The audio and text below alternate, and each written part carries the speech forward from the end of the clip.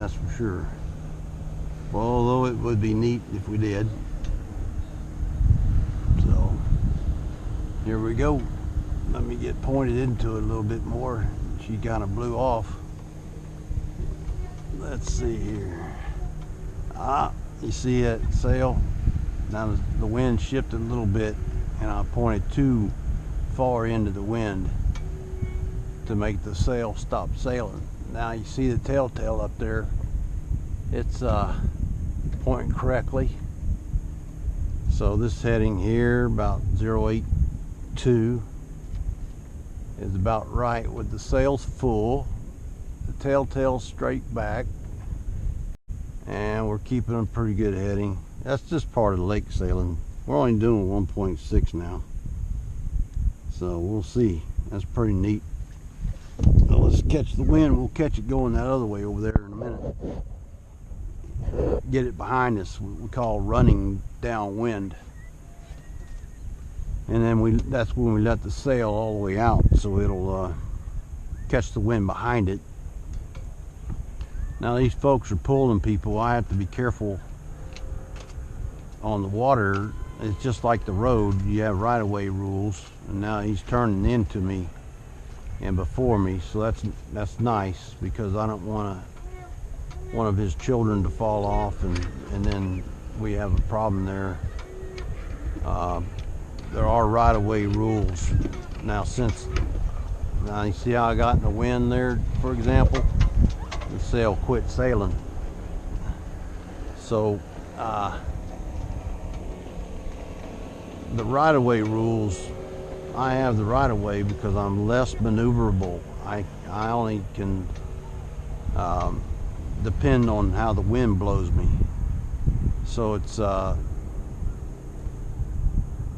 the boaters, the bigger boats, motor powered boats, have the right of way over a jet ski. The smaller one, the smaller they are, the quicker they are to the easier they are to be able to maneuver out of the way, you see. So there we go. Now we're catching it. Now we got a good little breeze going here on the main. If I had launched that jib, but I got some activity around here. It's easier just to control one. All right, 1.8. I thought we were going to be cooking a little bit. I'll turn out of the wind just a little bit there. Get you sailing again. There's a wind vane I can put on the top of the sail, on top of the mast, that will show me exactly how the wind's blowing and how to stay out of it. But you look at the sail. I learned by just looking at the sail, learn how to sail when I was a kid. So, all right, we'll just keep watching that and see what happens there. Here we go. 1.8. There we go. Now we're going to start moving. Just on the main. 2 miles an hour, or 2 knots.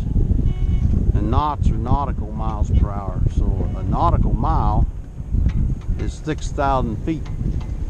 Where a statute mile, like on the road, is 5,280 feet. So when somebody says, well, I'm doing, let's say 10 knots. So I'm doing 10 nautical miles per hour. That's 10 knots. 10 nautical miles per hour. And I can divide that 5,280 feet by the 6,000 is about 1.3. So if I took 10 times 1.3 in knots, then I'm actually doing, whoa, now she lost somebody and I got to change course. So there we go. Watch the kids in front, turn the boat away. There we go. They're just fine. We're not gonna get into them. We're gonna miss them. I see them. I'm gonna get my boat turned away from them. And there is the problem with the right-of-way rules.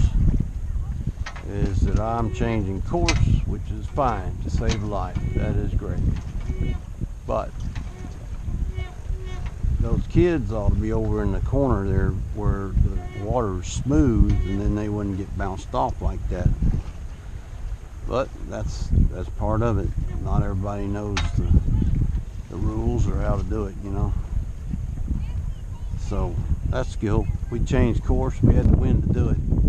It'd be tougher without the wind. We'd have to really change course and get it where we're going, you know. But we're doing all right. No problem. No problem. Can't keep a sailor down, huh? But that's okay. Let's see if we can get that sailing again the way we were. Yeah, you know. Anyway, so 2.4 knots that way, and then we're going to turn and go this way. You see the hill over there above the dam, above that wall? There's a cross on top of that, and you've probably seen it in my videos. There's a bird right over it right now. And I don't know if you can see that cross sticking up. I can see it from here. You see the water tower on the left with the bird over it. Go to the right, it's up on top of that plateau. That hill has a cross on top of it, and that's the one I have in my pictures.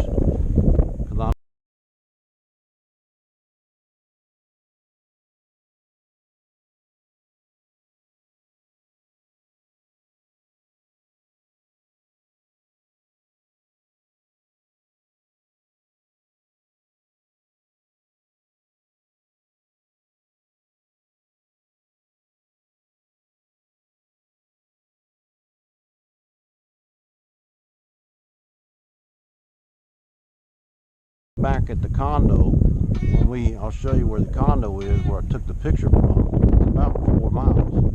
And I did it through a little telescope, so it's pretty neat the way it worked out. All right, we're doing 2.7. Pretty neat the way that worked out to get that picture, and I'll put it on the video, one of these videos. I'll try to make sure it's on this one because this is filming in 12-minute spurts. So I'm going to show you that, and then you'll be able to see what I see. And then we're doing we're getting ourselves pretty neat to see that thing lit up at night, and that's what I got pictures of for you. Pull my hat back a little bit, make sure you can see everything I'm seeing. It's hard to tell. I didn't fire up the other phone to see what the GoPro is looking at. I'm just hoping it's seeing everything I'm pointing at or talking about. Alright, here we go. There's that wind there. But anyway, we're going to turn that way and sail downwind and then tack back up and back over to the dock. Probably be back on the dock by 5 o'clock maybe. We'll just find out. Alright, here we go. Just change the heading a little bit and keep it in there. Try to keep that course. We don't want the boat turning up into the wind and quit sailing. Now we got 3.1. What we see a while ago, 3.2, no, 3.3 was the fastest. So now it's 3.1, so we'll find out. Like I said, it's just the main's a power sail. And then the jib, you get that out, you can do different directions with it. I wasn't going to use it today. I didn't think there was much wind. So it really does a lot of slapping around. Or so. I probably should get it out, make sure to dry it up. Now we're doing 3.2 knots. So back to the knots. If I'm doing 10 knots, then I'm doing 10.3 miles per hour, or 13, yeah, 1.3 times 10, so that's 13 miles per hour. So it takes me, I have to, what I can cover at 10 knots, 6,000 feet, it's going to take me less than to cover 5,680 feet. Ooh, there's the burst. Yeah, man, there we go. Here we go, folks. Yeah, there it comes. The old gust. We always count on that here. Yeah. The top of the sails get more wind than the lower. There's 3.2 again, if you can see it down in here, right here.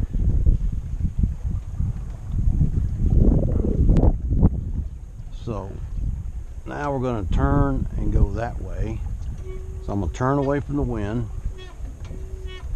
I'm jibe when the back of the boat turns toward the wind. I'm going to unlock it so I can control it and let it out. Let it push us that way because the wind's behind us now. And now we're going to call what we call running. So we're running with the wind behind us. We're running. And it kind of folds around I don't want it folding up around there like that. So we'll lock it like that so she won't be locked in, tearing up my sail. Now when we come back, the sail's gonna be on the starboard side. So now that we have the sail on the left side, port side, P-O-R-T is 4 letters. Left, L-E-F-T is 4 letters. So with the sail on the port side, we are what you call a starboard tack. Starboard has more letters in it than port. So right side, R-I-G-H-T, has more letters than left. So now we are what we call a starboard tack. The sail, the boom's on the port side, the wind's coming from the starboard side. So what the windward side, where the wind's coming from, is the starboard tack. Gives us that starboard tack, see? Which we're actually running away. Oh, now she's going to decide to change on us. I turned the boat kind of away and kind of into the wind where it was going to change the tack on us, going from a starboard tack to a port tack. So that's a little terminology. We're getting 3.7 here running. How about that? 3.7 knots just running on the main. If I had that jib out, we'd be doing a lot faster. But this is all right today. I'm having fun. We're having conversation here. You can hear the peaceful water behind me. When I shut up, you can see that water moving back there. You will be made righteous. You'll be justified, not guilty. And you'll be set aside, sanctified, by set aside in position to be used by the Lord for all your needs. And He'll use you if you will allow Him to use you. That's the key.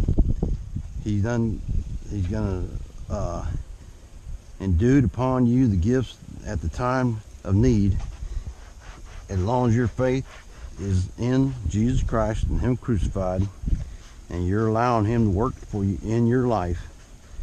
You're going to see mighty things happen. It may not be overnight, but it can be instant.